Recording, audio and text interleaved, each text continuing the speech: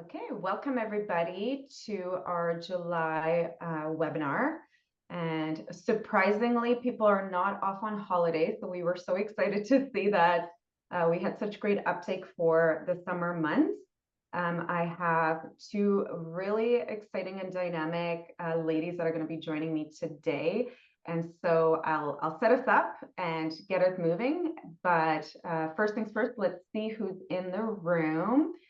We always begin by encouraging people to use the chat. It also gives us a chance to see if the chat is working as well.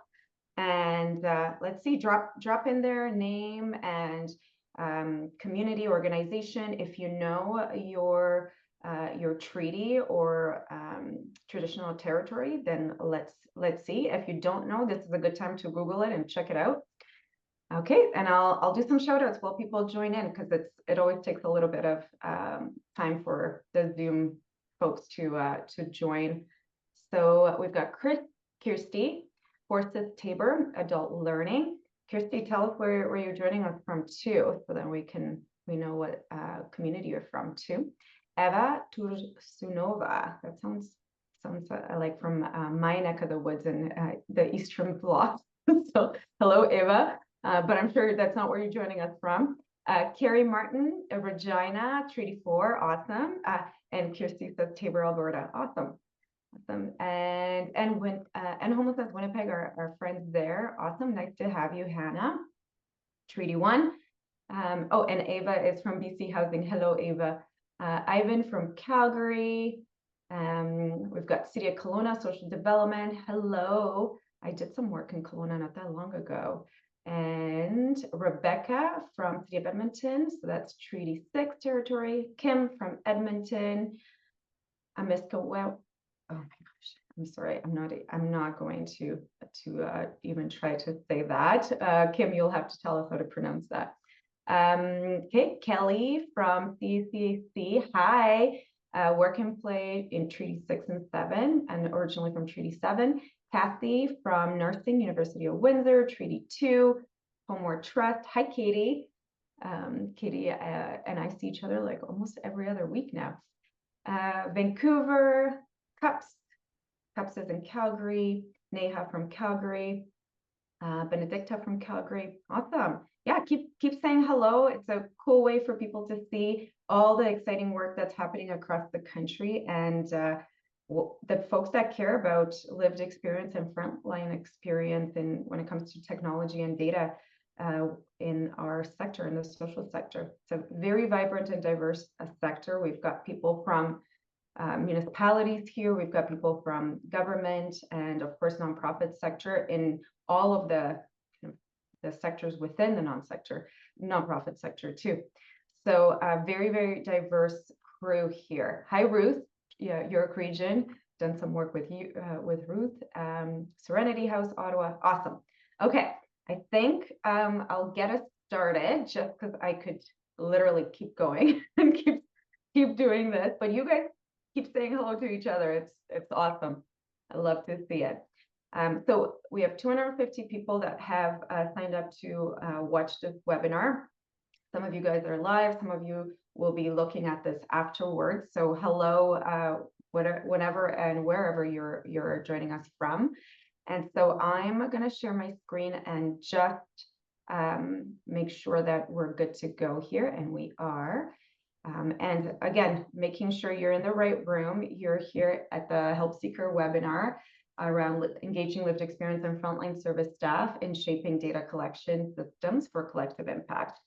So if that's not who you thought you were going to hear from, this is a good time to exit stage left or stage right, whatever you prefer. Land acknowledgement, we always begin with this as well, and that's some of the shout outs for members joining us from different parts of the country. I'm joining you from Wilkinson, and which is Calgary, known as Calgary today. And I always give a shout out to my friend Michael Fatt, whose images are shown here. Him and I met maybe 10 years ago when he was kind of an emergent artist in Calgary. He's actually moved back home in Yellowknife, but if you're ever interested in Indigenous art, Dene lives in Yellowknife, let me know. I can put you in touch. And we do sell a lot of his stuff because of just us promoting his stuff on here and leveraging his work in social media and even in our own technology. So you'll actually see his work featured in some of the implementations we've done that we're going to showcase today. So that's just another way to bring reconciliation in something that's really tangible. All right, so meet our speakers. Obviously me with a picture from a long time ago where I look really serious and kind of not like today, pre-COVID. And more importantly is our featured speaker. So we have Jasmine Cordova Kingsland, and she is joining us from Kelowna, so the Kelowna Friendship Society, and she's the manager of a really great program, Tupas Lodge, that's just really cool work with pregnant and new moms, obviously Indigenous focus. And then Irene Garneau, and she's with the National Indigenous Homelessness Systems Pathfinder. That's her role, but she's with a new organization that's doing work around national picture on homelessness, again from the Indigenous lens. So two speakers that have a very keen eye on lived experience, but from different perspectives. One from the national perspective, and one is from the supportive housing, lived experience, actually service provision perspective. So we're going to give them the floor quite a bit, but to make sure that we're on track, I'm going to be the MC, and I'm also going to lay down some of the rationale for why we're looking at these issues. I'm going to set them up for their pieces, and then I'm also going to give you some more practical, what does this look like in technology and in data collection, just so that you can walk away with some, very tangible next steps for your own work. So like I said, the critical work on collecting data that's shaped by the people that we're collecting it for. So frontline staff, the folks that are the ones actually using the software and are entering the data in.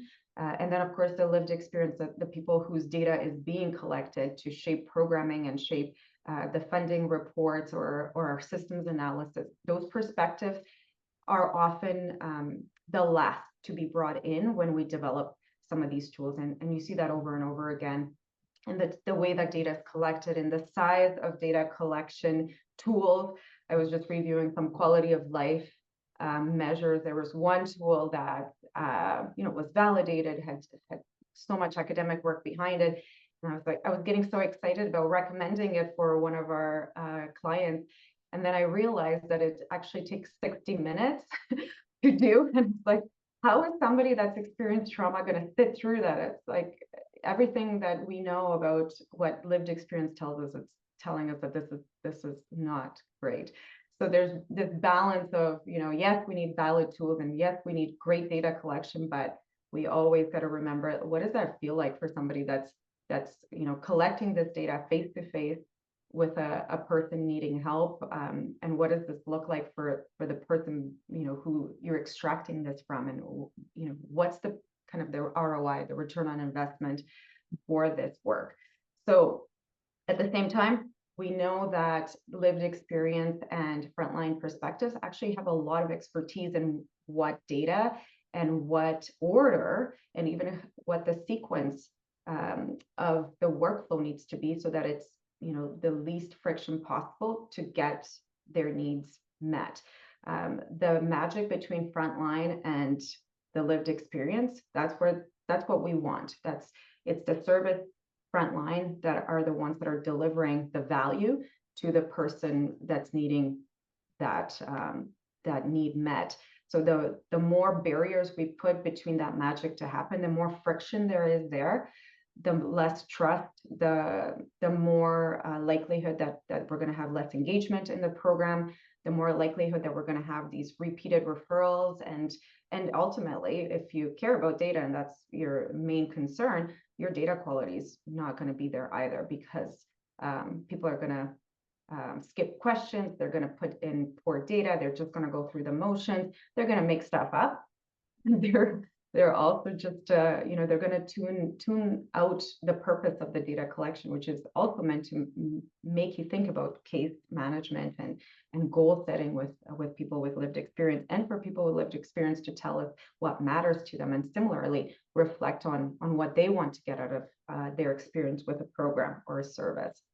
So that's the purpose of this. And again, the importance of engaging lived experience, unique insights, right? So the way we ask questions, what questions we ask, even the drop-down options and the colors, right? The form itself, how they view that, whether they can enter the data themselves on their own devices, what gets automated and what gets, you know, what's done manually, all of these things, the lived experience has preferences, just like we do in our interactions. If you've ever ordered, you know, skip the dishes recently and the thing doesn't work, and how, you know, how annoying that is. Well, I mean, imagine not even having that option, right? So there's so much that we can do to add empowerment through our technology adoption and data collection tools. And then ultimately that becomes something that adds value to the lived experience and leads us to better data collection and better collective impact, because we have the data that we need to make the right adjustments and decisions. And then on the other side, equally important, I would say, is the frontline staff that's doing the heavy lift with folks that are experiencing these challenges, whether it's homelessness, whether it's employment barriers, disability. We've got people from across the country in different sectors. So while we might have an angle today on housing and homelessness, that these are very, very relevant across the board. We've done similar exercises, and again, human trafficking, child sexual abuse. This need for practical insights at the frontline level is very consistent. So being able to use the technology to make your work easier as a frontline worker is absolutely essential. If the technology is simply used to monitor you, to do surveillance, if it's just done to collect data for funders, you're missing the whole point of technology, which is to improve the delivery and improve the outcomes themselves. So the technology should be a partner rather than just an extraction tool or a monitoring tool. And again, the continuous improvement on this, frontline perspectives on what they need to be collecting and how they want to collect it is going to lead to more grounded solutions as well, because we're going to be able to get frontline folks to tell us exactly what the right practices are from that vantage point of being on the ground. And if we disconnect that frontline perspective from data collection, we're going to miss some really, really important insights from that cadre that is really doing the heavy lifting. So again, these are the broad strokes. I'll show you what it looks like in practice, but the whole goal is, again, how do we increase collaboration? How do we ensure that the data needs are informed by the people that we're doing this for ultimately? And so nobody's going to be better at explaining this than Irene, who's, like I said, with National Indigenous Homelessness Council, and they've actually developed a process that's specifically looking at this. And again, I know it's going to be speaking around homelessness, but you know, challenge yourself to see the application of this in your sector as well, because I know folks are from around the country, and very different perspectives are in the room. So Irene, I'm going to hand it over to you, and I know you have your own slides, and yeah, I'll let you do that. Thanks.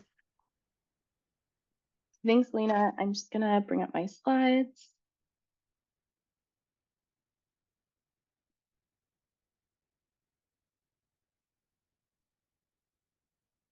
Okay.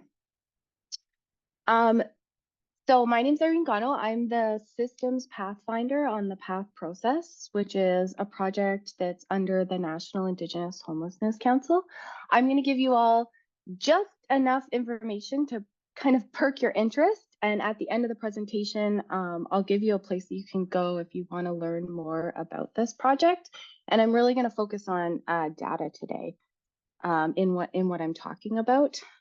So first of all, for those of you who are not aware of what the PATH process is, so the PATH process is a process that was developed by Indigenous people from coast to coast to coast.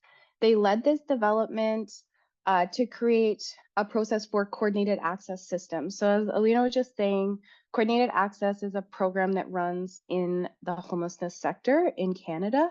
And basically it's just very short elevator speech. It's within the landscape of limited housing and resources. Coordinated access is a systems level approach for addressing homelessness where a community pools their housing and resources. So no matter what door you walk in, if you're experiencing homelessness, you have access to the same resources, and you could get the same level of help. And so this project, PATH, developed a tool to be used within coordinated access systems. Because in these systems, since there is limited housing, there's a matching of people to housing opportunities as well as supports while they're waiting for housing. And so the tools that did exist out there were mainstream, they were traumatizing, and Indigenous people from across Canada said these options that are available are not meeting our needs and we don't want to use them, essentially. And there was consensus with this. And so the PATH process was developed. It began not even as the PATH process, but as a starting point of asking community, what do you want developed? Hey, we have this funding, we have this opportunity to create an alternative. What do you want to see? And so we really did use community voices to develop everything that PATH is.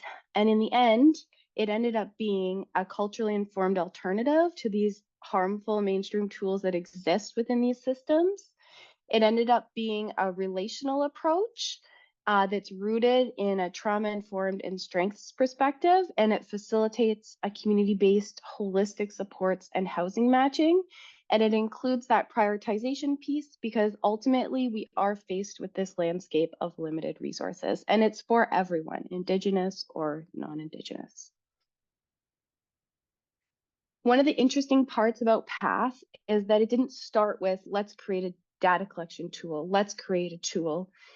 It started with, this is the system we have, this is the requirement by reaching home, the government, what do we want to create from the ground up? So not adapting something that already exists, but what do we want to create?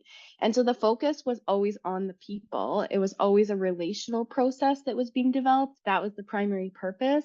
And data collection, yes, is a part of it, but it was never something explicitly talked about. It was always just a secondary purpose that we knew in the end, after PATH was developed, there would be a data collection piece, and that data collection would end up being meaningful to communities to help strengthen their voices around tables where they needed that data to be evident, to illustrate what they were trying to say.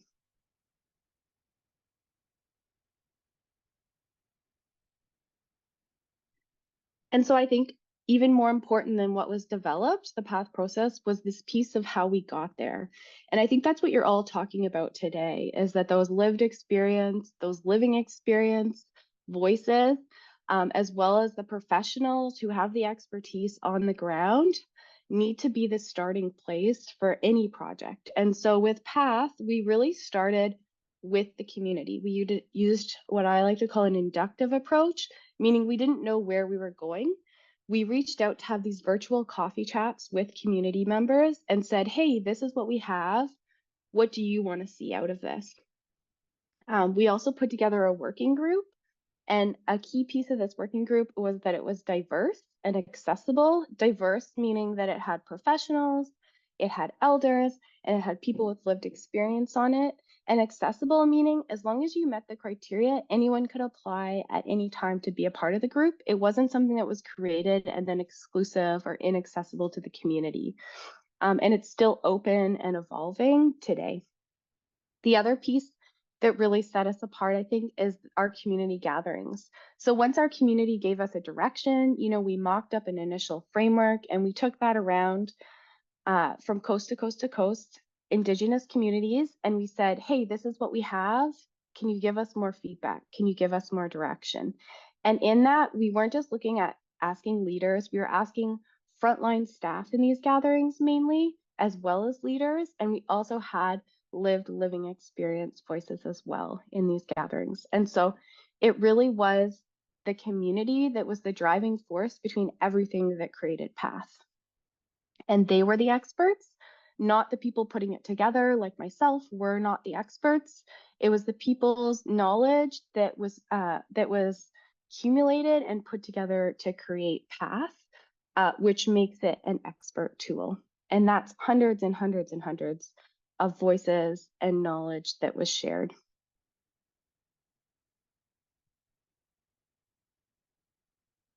Another piece that I think was really special was we really valued that oral knowledge. So when you look at creating something, we often go to like that validated, like recorded knowledge piece, those journal articles, what's been written. And that really is important and it broadens what we learn in the end.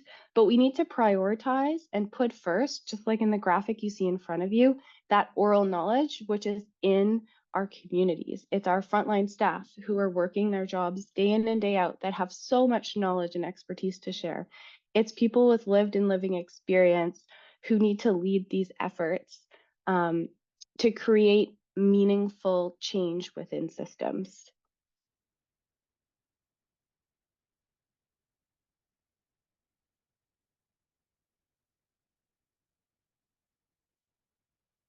And so in the end, after we, we asked community, we traveled around, we had our working group, we had a mock-up of the path process. And in front of you, you see a graphic with lots of different pieces to it, and we don't have time to go through everything today. You will see this on our website in the future with a description to it. But for today, my point of showing it is I want you to really focus in on number 4 and number 5. And one of the really important parts of Path was that, Alina talked about in the beginning here, she used the word extract. And when we think about data collection, there is, if we think about the reality of it, there is a level of extraction there. And so Path really took a step back from that and said, no, this is not about collecting the data. This is about having a relationship between the worker and the person with living experience, in this case of homelessness, and about having a conversation and letting that and providing like a safe place for that person to tell us their story. And there was one quote that came out in our gatherings, and that was that change happens after many cups of tea, meaning it's through that relationship, that time spent together, that you hear someone's story and that you value someone's story, that change occurs. And then it's afterward, just as illustrated here, like in step 5, where we take the time to do our documentation. Instead of coming with our list of questions and like extracting information from somebody, we're having a conversation and we're leaving time afterwards to create that documentation piece, that data entry piece.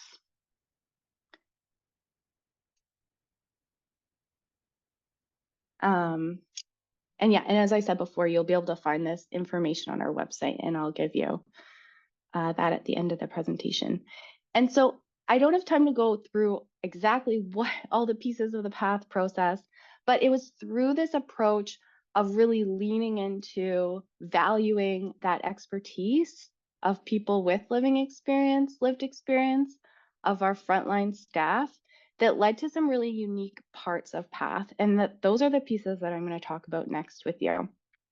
So the first piece is that Path ended up being, it's culturally informed because it's using that Indigenous knowledge. And in that Indigenous knowledge, what we found is that what's more important than what we've mocked up today as the Path process, that's the content of it, is the how piece.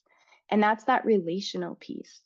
It's the piece that staff are trained in how to use Path. It's how do you approach a person in a good way where they leave with a sense of hope, even if that home that they came in for is not at the end of that meeting, or maybe not for many years into the future. The other piece that it led to was that the story. So the story that is shared is essentially your data in the end. And so it's kind of reframing it. Instead of thinking of it as data collection, it's again moving away from that and going back to the person. And when we think about the people that we're meeting with, it's their story, and it's about hearing that story in a way that makes that person feel good about telling it, and that they feel safe in telling you their story. So those are some pieces that came out of those gatherings, and the lived experience voices and the staff that have weighed in on this. They're not pieces that came from experts per se in the field. It came from piecing together what was meaningful and important to community in the development of PATH. And another example is that PATH is trauma informed. And one of the reasons is that it moves away from personal vulnerability, which is often where assessment goes. It's kind of what's wrong with you, and then give you a number to prioritize you in this case for housing. It moves away from that, and it moves towards the system. So what's wrong with the system? What are the barriers and obstacles in the system for you obtaining and maintaining housing in the case of PATH? And then the last piece that ended up being a part of PATH because of the approach we took was that it truly ended up being a strength-based process. And we often talk about strength-based in kind of a buzzword way, but PATH truly did.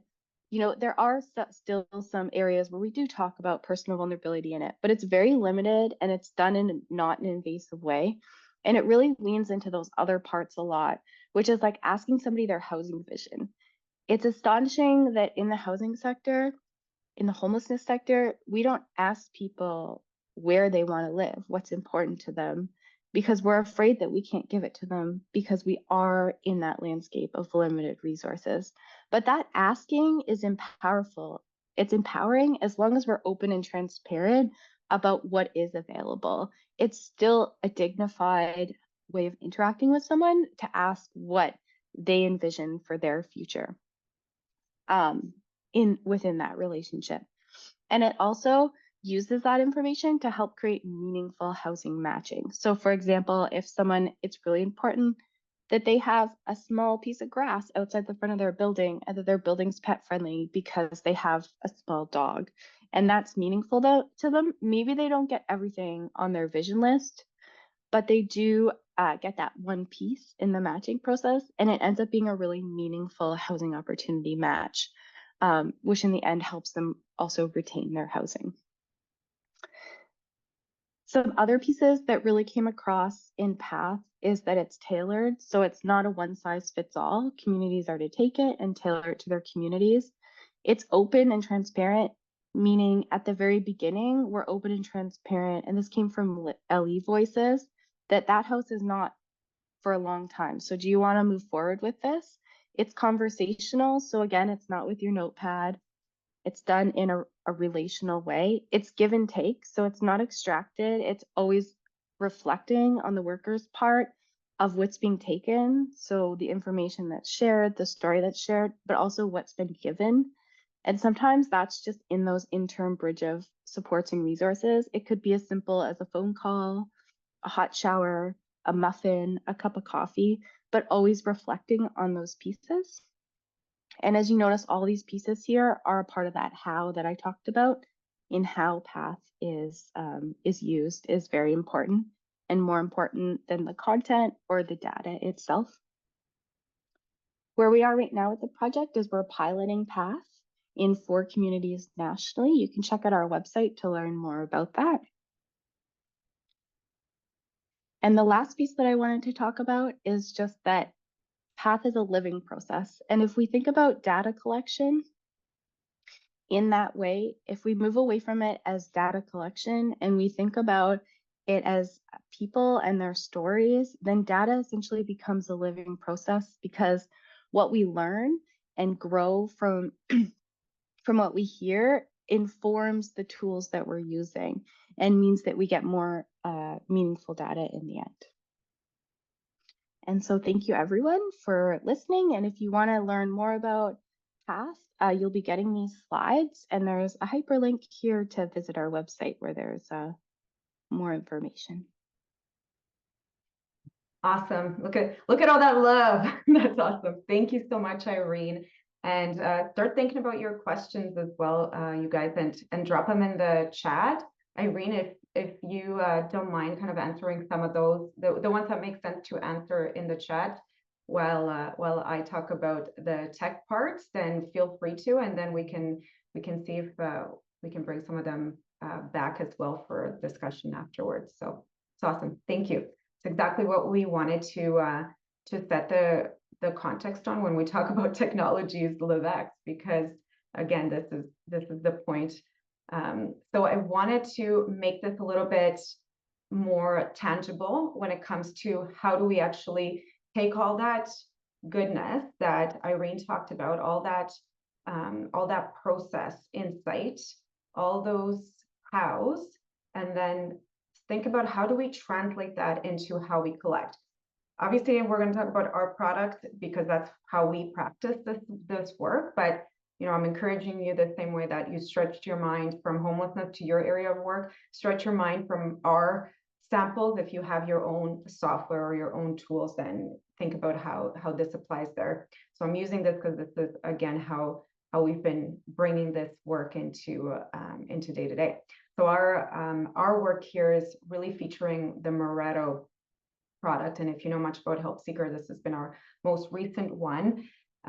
We've got an interesting approach to it, because what we learned is that there's no one perfect way of doing this, and there's no one software that's going to just be able to be a top down, if you will.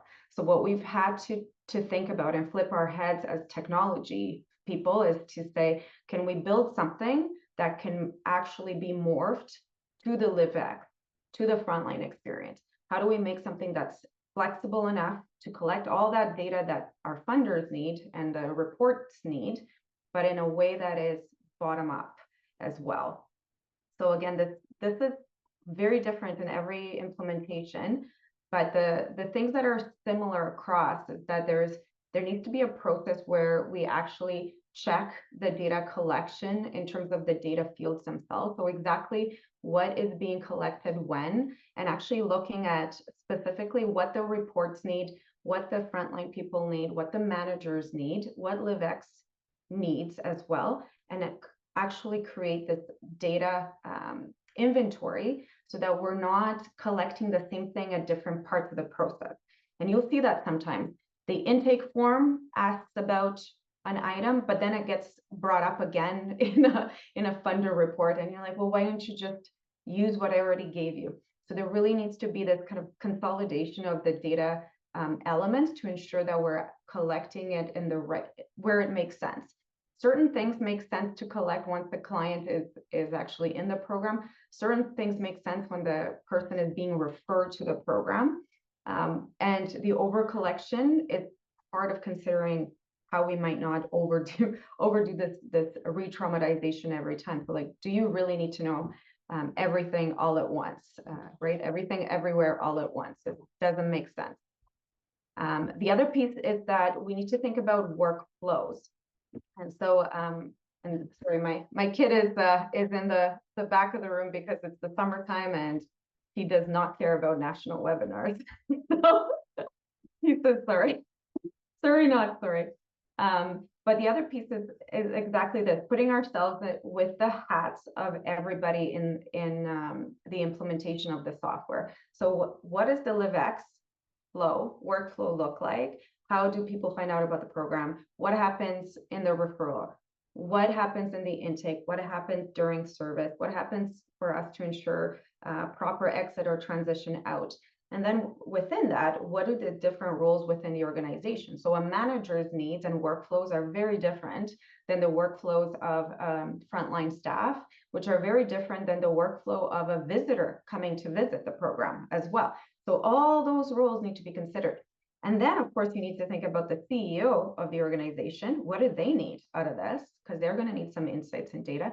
And then, of course, the funders that are providing the investment. What are their needs going to be? So mapping all of that and thinking about the workflows for each of those segments is critical.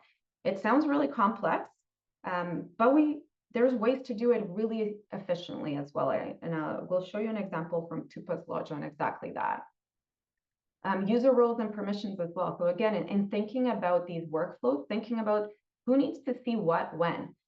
There's certain things that are just none of the business of some people. and fully the business of others. And it could be something as simple as inventories of resources. So inventories of hygiene kits or inventories of food that is being given out to participants in the program. And so that inventory might be relevant, might not be relevant to everybody. And so thinking about that, not just from a privacy perspective, but from the perspective of not overwhelming the people that are the frontline folks, so that they're not bombarded with so much data being collected. So the data collection has to make sense for them, but it also shouldn't be onerous, and it should be practical. It should be things that matter to them. On the other side, there's certain powers that certain people should have and shouldn't have. So oftentimes we give these kind of one-off permissions, and we say, like, you can only enter data. Well, okay, but what if I need to organize my own workflow and I have something specific to my caseload, and I need to be able to have these powers in the system to create new forms or to create new data collection tools. And so we sometimes underestimate, I find, the technological and data capabilities of frontline staff. So on the one hand, we top down, on the other side, we don't empower. And so having the ability to shut things off at the right level while empowering in the software is another essential element. And again, we'll show you some examples of that. Last part, I think this is my last slide before I showcase Tupus Lodge with Jasmine, is reporting and analytics. So yes, there's reporting and analytics that get bundled and sent up to funders or CEO or executive directors and or program managers. But there's also reporting and analytics that need to be there for frontline staff too. So basic things like who are the active clients and where are they in the workflow, in the process just for you, and then how does that how does that show up in trends in terms of your ability to kind of move people effectively through the process. These are practical insights that you should not need a data science degree to be able to generate that on demand. So how do we also bring analytics in a simplified way, in a tangible way that's meaningful to frontline staff? And so that's the other part to consider in developing these reports. Don't assume just because something is requested by the funder that has any relevance to day-to-day work in terms of frontline staff. In fact, there's a bunch of things that we ended up introducing at Tupus Lodge that the funder doesn't even know. Not that they don't know, it's obviously implied in what the program is doing, and it's just operational stuff. It's operational insight, yet it's super critical to the program to be successful. So things like medication logs, from a funder perspective, you're worrying about the health, but on a day-to-day basis, you need to know if that lady took her prenatals, right? And if she hasn't, who's next on shift to make sure she does, or at least bugs her about it. So really practical stuff that the software should be enabling you to do effectively. I think, okay, this really is my last one. Feedback integration. This stuff should not be static. We should always be enhancing and improving. Yes, there's certain things that we can mess around with because it's going to mess up our stats, and we can't just change things midstream. At the same time, something new happens in the community or we get an insight, how stupid would it be to just kind of sit on that for 4 years until you upgrade your software? No, you should be implementing these things on an ongoing basis and kind of be innovative about that continuous feedback loop, and encourage your staff to experiment as well, because they have these tools at their fingertips. So that's the concept of how we came at this, because like I said, every program is very, very different, and none is probably more distinct than something that we'll get Jasmine to talk about more, which is Tupus Lodge. And I think what we'll do here, Jasmine, is have you introduce yourself, tell us about Tupus Lodge, tell us about KFS, and then what I'll do is kind of walk people through how we implemented Moretto in your context, and then we'll kind of conversate about our back and forth, and you'll actually see how we talk in implementing software, so that you get the kind of not tensions, but honest conversations that we had to have to ensure that this is done in a good way, in a way that makes sense for Frontline. And you'll also see some context where you think, oh, LiveX would want this, but actually that's a real safety risk. So let's not do that. So we'll actually walk you through some of these real-time examples, and we'll be casual about it, but also kind of do a bit of a show and tell as well. So over to you, Jasmine. Hi, everybody. Thank you, Elena, and thank you, Irene. It was wonderful to hear about the PATH process. My name is Jasmine Cordova Kingsland. I just want to firstly gratefully acknowledge that we're situated on the traditional unceded territory of the Silks Okanagan Nation. And I am very grateful for the Okanagan people's stewardship of these ancestral lands. We have just launched a soft opening for Tupa's Lodge. We are a program, a pilot project from the Kelowna Friendship Society. The Kelowna Friendship Society is a wraparound service for the Indigenous urban population here in Kelowna. And Tupa means great grandmother, Nick Silson. And the idea of Tupa's Lodge is to have Indigenous elders being the core and heart of the program here. We are a low barrier second stage transition home for Indigenous mothers and birthing parents, and from their journeys of recovery from addictions or in transition to finding permanent housing. Our program here, we are able to temporarily house 12 to 18 months long, and mothers and birthing parents can come here and have full support. We provide their meals and wraparound, fully personally tailored services around what their needs are. And something that Irene shared about envisioning your forever home was something that really resonated with me. And I really appreciated hearing that, because it is so true. I think it's so important to speak with the people that we serve and get those little bits, even if it's, making sure that they have a playground across the street for their children to play in, have that being part of their envisioning of their forever home. And as though we may not be able to always match those needs, I think it's really important to practice that in general. So I was really appreciative of that. So did you want to chime in here as well, Talina? Yeah. Okay. Yeah, definitely. So what was really cool about this implementation for us, and like I said, none of them are the same, but I mean, here we are with a very, very unique context, a program that is that has, as you can see here, different funders. So each of these funders had different requirements.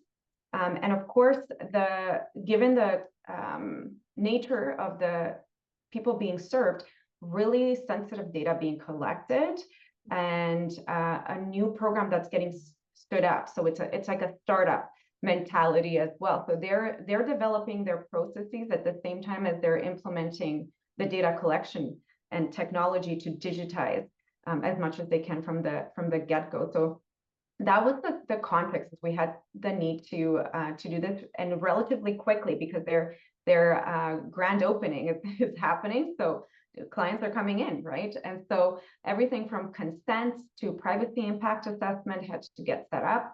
And at the same time, what is the ideal workflow for a new program that's serving, mothers and birthing parents? That means the clients are relatively, digitally savvy, right? So I don't know if you can tell us a bit about the types of clients that are coming in, Jasmine, and the I mean, not obviously without revealing too much, but who's getting referred into the program from where, and how are they finding out about you, and what's your kind of general process of determining fit, if you will?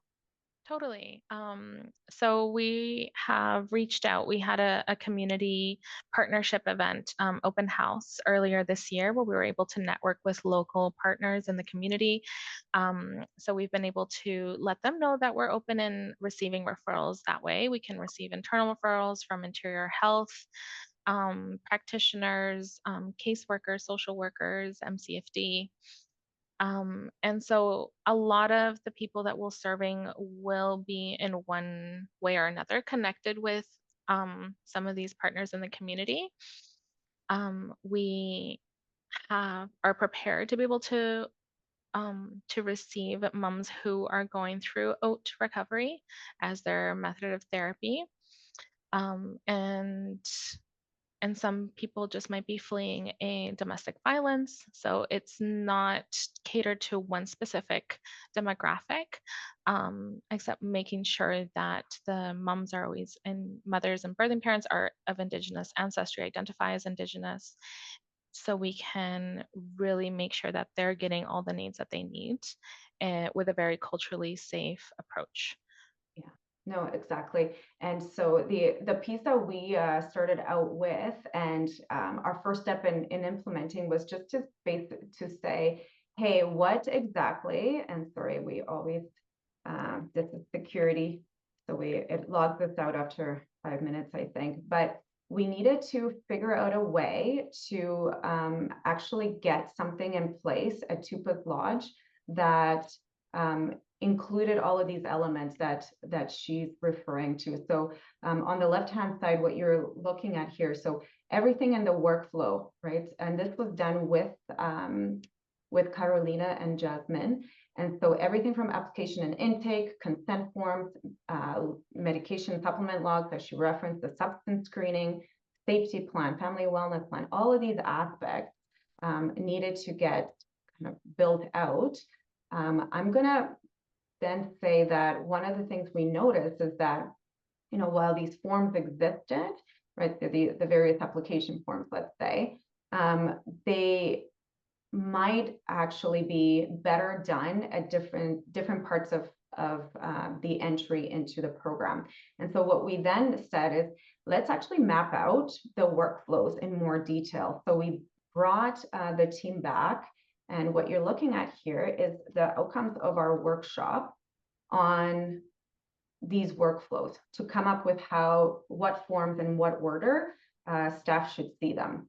So the referral and intake assessment that Jasmine was referring to, we had to start to think about, well, what does what should interior health receive after they made a referral? How is Jasmine going to manage entry into the program? What then can get populated for the BC Housing Report so that she can send them I think it's daily, is that right, that you have to send these reports to BC Housing? Yeah, we have daily and monthly reports to submit. Exactly. And so give us a sense of what you were hoping for in terms of making this stuff easier, and kind of our last conversation was really about how do we automate as much of this stuff as possible, and what should we not automate? So any kind of insights and impressions that, because again, we do the customization, but the team is the one that gives us the direction. So yeah, tell us how you boss this around, basically.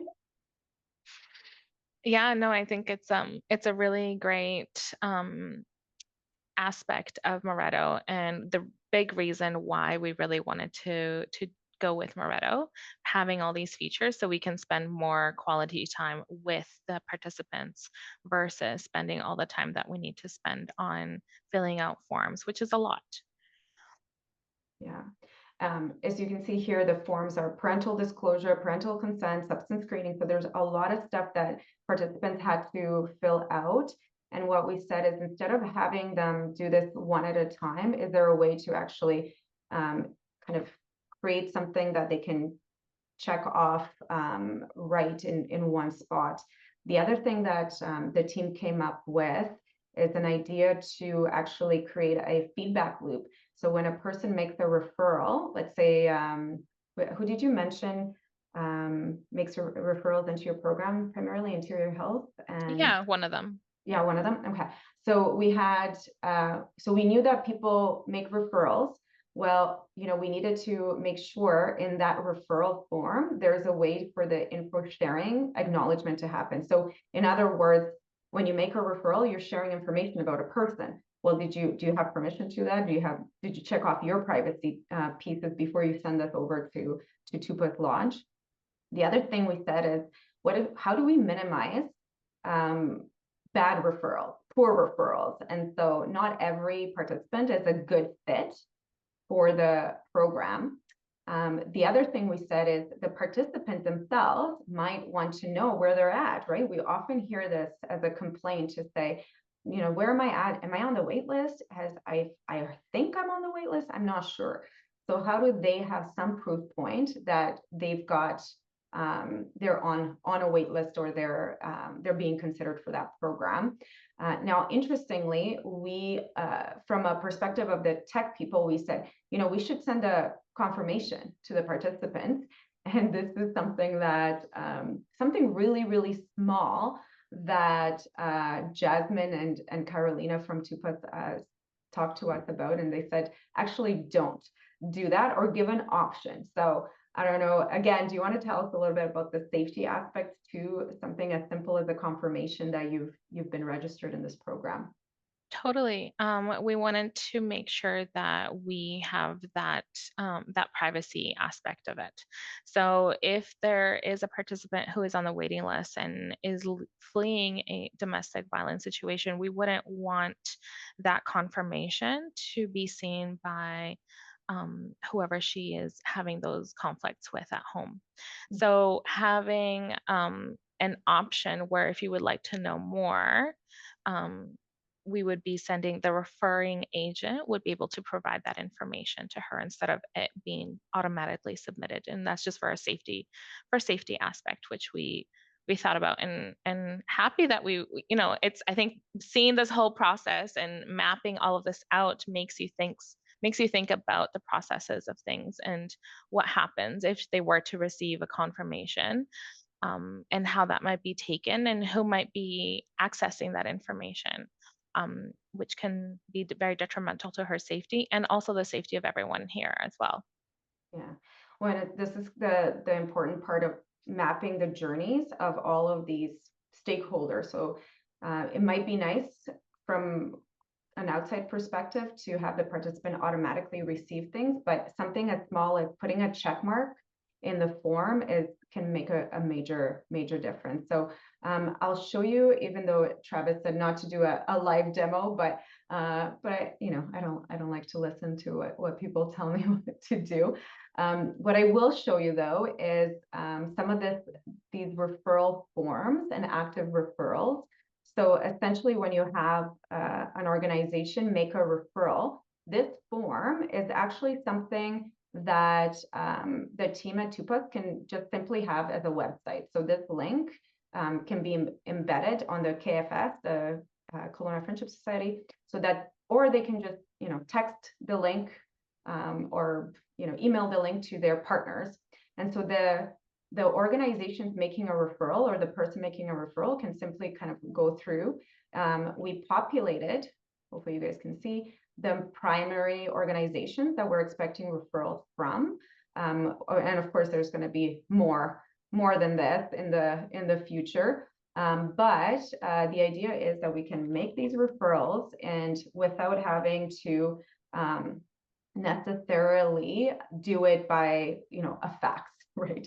And so the cool part about this though is, again, we've got some things to do in here. We can actually automate a lot of these aspects. So when I'm writing in here, refer client's email. So I'm the client and my current address, we'll just make that up.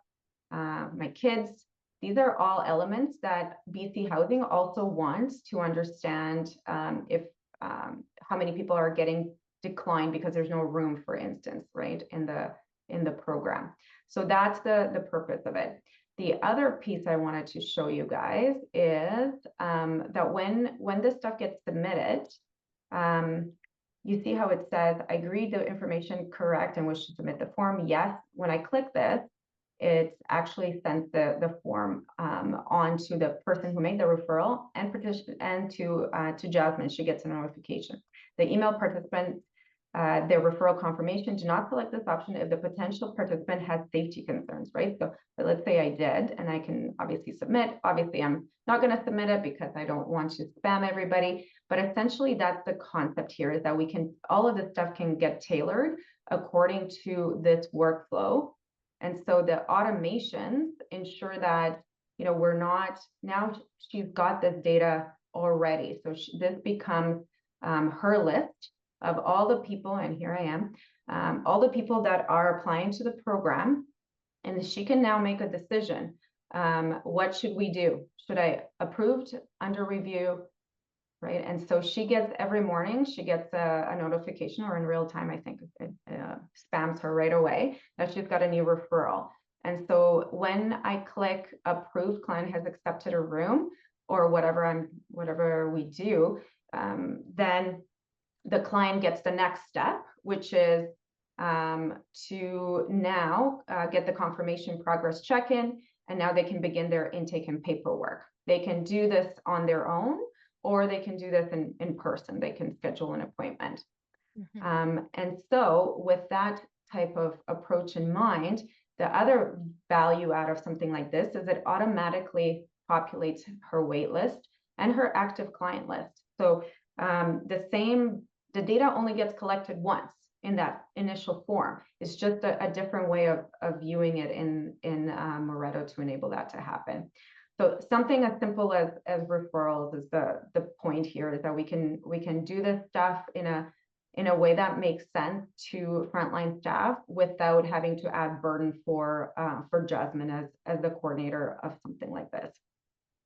So I think maybe I'll take a look at our board here in terms of Q&As, but Jasmine, I don't know if you wanted to say anything else while I take a look at our questions. No, I think that's everything. I also think it was cool to share being able to come up with a system of basing people's referrals by priority. So having a priority scale is very helpful as well, just as they stay on the wait list if we're not able to admit them in right away. Yeah, that's a great one. Yeah, that the wait list is prioritized according to the criteria that the program has. Absolutely, because you can't. Yeah, limited resources, and just back to Irene's point about that. Yeah, how do we do that in a good way, and in a way that's fair, data driven, but still doesn't break the bank in terms of human resources and data collection. Yeah, absolutely. Totally. And I wanted to add also that for our outreach department, which is also using Moretto, they're really excited because they've gone from being stationary in a office, and now they're actually going out and doing the outreach out on the streets. So being able to use the system on devices, on phones, is going to be such a game changer as well for their flows. Yeah. Thank you, Alina. Yeah. Oh, no. Thank you guys. Cause like, you know, to digitize an outreach program is like such an honor. It's really cool. Like, cause we're, you know, how many supplies are getting handed out, and to be able to just have a click, like I handed another one in, it's awesome. It's awesome. I'm excited that they're not scared of digital too, that they're like, well, I use digital and everywhere else, and yet I have a cupboard full of paper. This is ridiculous. Yeah, we're in the new digital age.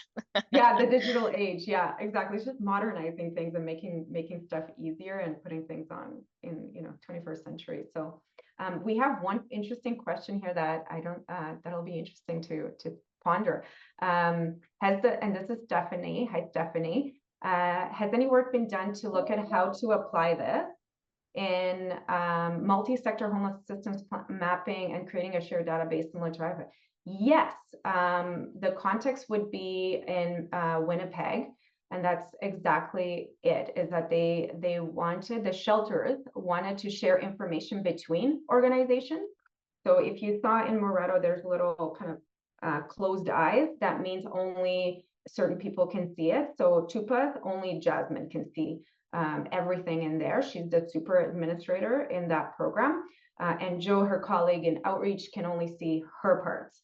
right? So same way, we in Winnipeg, you've got different shelters that are wanting to share information about priority clients and make these referrals between them, or share data between them with client permission. So as long as you have client consent, you can configure it to any of those instances. And absolutely, that's something that's meant for application in bigger system initiatives. And I think that's kind of Kelowna's dream as well, and at least on the Indigenous file. Oh, Irene, did you want to chime in on that one, or?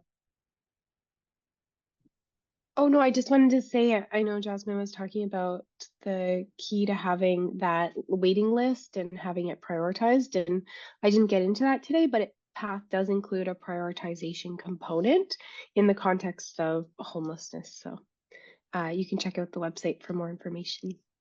Awesome, thanks. And yeah, and if you guys want more demos, of course, call Travis. He'd love to sell you on it. Absolutely, and we really are excited about this product, and seeing it, being helpful is awesome. I want to thank you guys, and let us know what your next topics of interest might be. And Jasmine, Irene, thank you very much for today. It was an honor to have you and sharing with us. Awesome work. Thanks, everybody. Thank you. Bye. Bye.